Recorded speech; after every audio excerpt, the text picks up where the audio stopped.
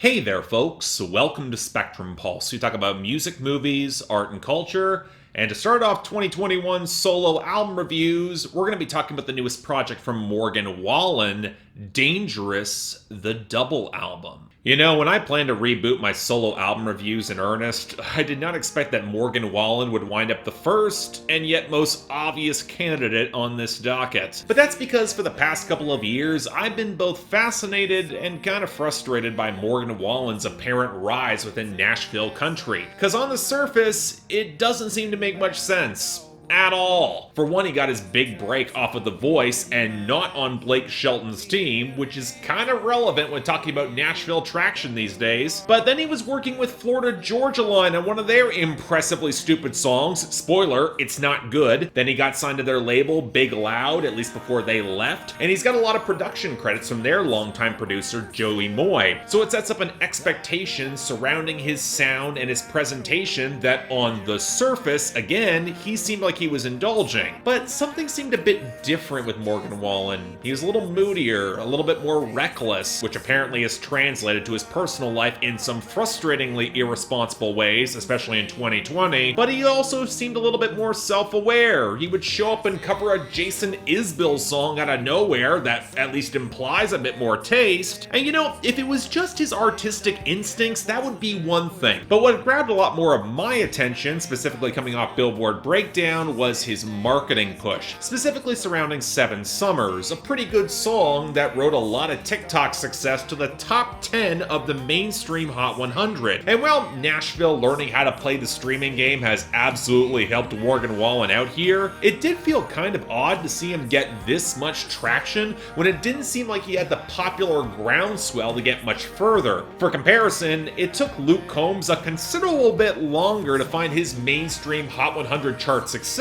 but it also came with the sort of organic, sustained growth over 4 to 5 years. The Luke Combs base that continues to buy albums and show up to his shows en masse reminds me a lot of the older base behind the neo-traditional revival in the late 80s and early 90s. Whereas with Morgan Wallen, he feels targeted at a younger audience, which might explain why he got so much traction off of TikTok when the label pressed the button behind him. And make no mistake here, Morgan Wallen would not be allowed to release a double album in 2021 with 30 songs if he did not have major label support. Yeah, his debut sold well, but not on the level it would need to get this shipped, even with the singles that have already moved better than I expected. But again, since his label Big Loud is working with Republic on distribution, that tells me there's a lot of the machine pushing behind this project, that it could get an album bomb when I have Billboard Breakdown next week. And again, this is a double album. It runs an hour and a half. The last time I remember a double album getting release traction out of Music Row, it was The Weight of These Wings by Miranda Lambert in 2016. And she had been in the industry over a decade, and that album underperformed. The circumstances behind that were considerably different. But then,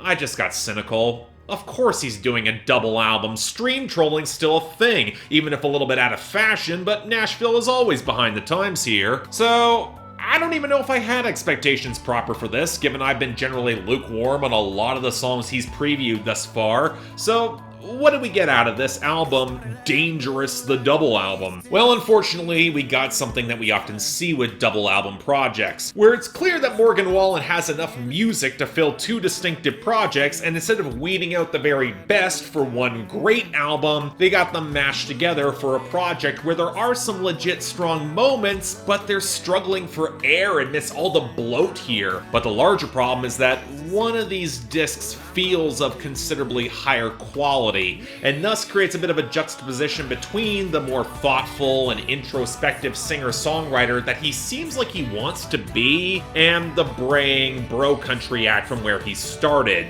I mean, guess what disc is of higher quality? It's not hard here. Now, I do say that while keeping in mind this is coming from the critic who does believe that there is a gradient of quality within bro country. There can be good stuff in this subgenre, and I can at least hear how the braying, nasal texture of Morgan Wallen's voice would, in theory, be a natural fit for the subgenre with the obvious Florida Georgia Line parallel, and that he would at least stand out a little bit from the crowd. But you know what? That was never my issue with bro country. It it was always more tied to questionable production and the by-the-numbers list-driven content that was trying to be so macho. And when it falls into a comparison with some attempts at actual storytelling that fill up parts of the first half of the album, you know what, even if the partying is authentic to his real experience, which it very well might be, due to the overexposure of the formula nowadays, it just feels generic as all hell. Now again, I'm saying this is coming from someone who's been immersed in this scene for years now. I've been overexposed. Where I can also say that it feels like a bit of a label move that you would expect out of someone signed to Big Loud with this many commercial songwriters behind them. They need the party bangers at some point, especially given how the rest of the album is pretty dreary. But you know what, I'm not sure Morgan Wallen's the right person to sell this. We will come back to that, but the first half of the album sinks into a lot of mid-tempo, minor key dirges opposite the very watery guitars, electric and bizarrely acoustic as well, and they're quickly becoming a trademark of his sound, even off his debut, where, you know what, even if I think the programmed trap and snap percussion doesn't work, I at least understand why someone thought it would. It could fit in a certain blend here. But you know, while I'm complaining about the production, I don't know how the multi-track vocals sound so consistently thin and filmy, or why the cymbals are always a little bit too prominent in the mix, and for a project steeping itself in yearning and brooding, it'd have some lower register heaviness and bass to it. But that also is asking Joey Moy to mic a bass line properly, which unfortunately is a big problem holding over from a lot of his work in the bro country era. But you know, take a song like Outlaw, which features Morgan Wallen's frequent co-writer Ben Burgess,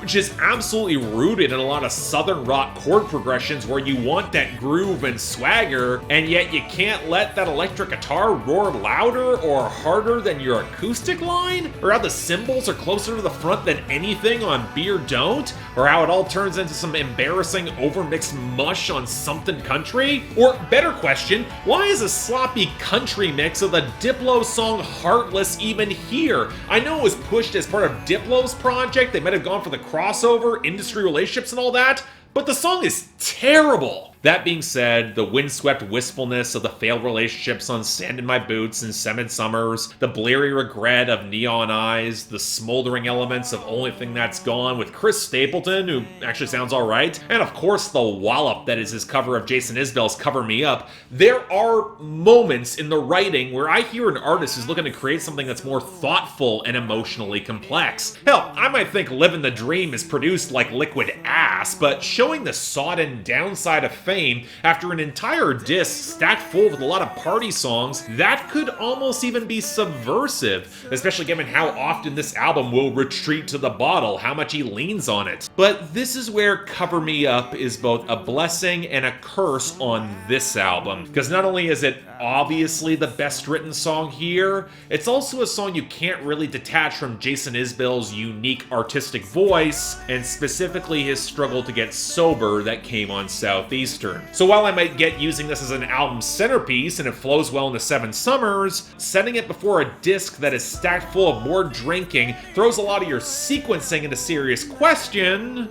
Or does it? I don't know. I mentioned the generally watery tone across a lot of the guitars on this album, and if you're comparing it to the bright energy of a Jake Owen, or even the better songs from Florida Georgia Line, he creates an oddly dejected vibes to a lot of Morgan Wallen's parties, where they might even feel more out of obligation, which could be an interesting flip that might fit with chunks of the first half, and even some late album cuts like This Bar or Silverado for Sale that are a bit better, but then by the time you get to Be or Don't, and Blame It On Me, and especially Somethin Country or country-ass shit, you start getting the depressing feeling you might be taking a little bit more, you might be reading into it more than you should. It's all being played straight. We've been down this dirt road before. What's worse is that with the overmixed, desaturated production over this thing that might just be for more of a contemporary sound than trying to make a point, it feels even more interchangeable from song to song. Cliches just wash over me, and it's not like Morgan Wallen's delivery or the production is elevating any of this. And yeah, the breakup song that closed out the album, it's a nice understated touch. I appreciated that. But bookending a bloated project that badly needed better sequencing,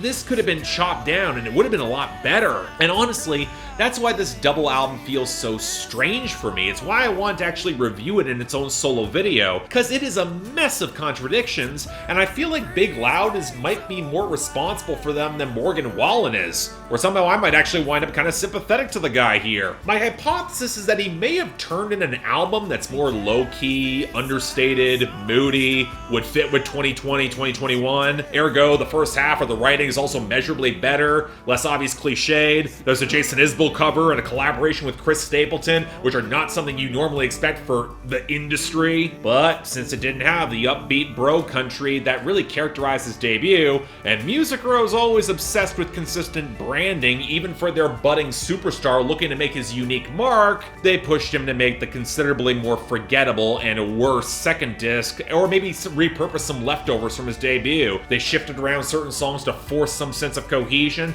and then they gambled on stream trolling to justify the double album. And thus the entire project feels misshapen and bloated. The sequencing's a mess, the production is scattered enough to feel distracting, but not varied enough to help the chunks that stand out. And Morgan Wallen's good moments, and there are a few of them, they're drowned out in obvious compromises, because again, the album is 30 songs, over an hour and a half. I do think there's a good project potentially here, especially on the first disc, but I gotta judge this as a whole, and as such, light 5 out of 10. Pick and choose the songs you like. Bizarrely enough, I wanted to like this more by the end, but take it as you will. It's not gonna convince anybody outside of a few scattered hits, more on the singles, but as a whole album, I'm not going back to this. So yeah, thanks a lot for watching. If you'd like to like and subscribe, I'd be more than grateful. I imagine I probably pissed off some Morgan Wallen fans, but I gotta be honest, he kind of won me over on enough songs here that I'm looking at this construction that feels very label-driven, and I kind of feel bad for the guy. He could have trimmed this down and would be a lot stronger, and he didn't need to do the whole stream trolling thing. Beyond that, anything else I might be able to do to improve my presentation, I'm all ears. If you guys have comments, leave them down there below.